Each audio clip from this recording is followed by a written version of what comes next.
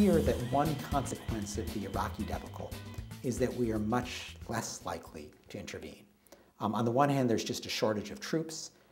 Everybody's preoccupied in Iraq or to some extent Afghanistan. On the other hand, there is no more stomach for military action. I think people have just had it with these adventures overseas, want the troops home, and are not about to launch into another one.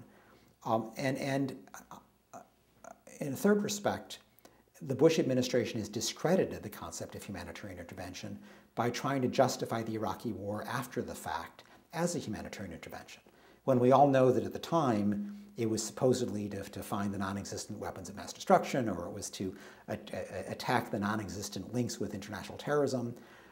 But if we knew that there were no weapons of mass destruction, if it was clearly there was no al-Qaeda connection, Bush would not have gone in just because Saddam was a tyrant. But after the fact, by trying to justify the Iraq war as a humanitarian intervention, one that I don't think is justified, because bad as a tyrant as Saddam was, there was not the mass slaughter at the time that would have justified humanitarian intervention. Bush has given the concept a bad name. He's really tarred what is, I think, a very a high-minded concept with his fairly base political needs. And in the process, I think it's people, say, like the people of Darfur, who are paying the price. Because why is the international community only willing to go into Darfur with the consent of the Sudanese government? Consent that has been withheld for a very long time.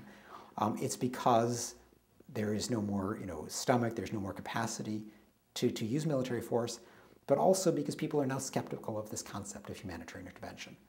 And so in that sense, the people of Darfur or of Eastern Congo or others facing mass atrocities are very much paying the price of this, this cheap resort to war and an effort to justify it after the fact as a humanitarian intervention.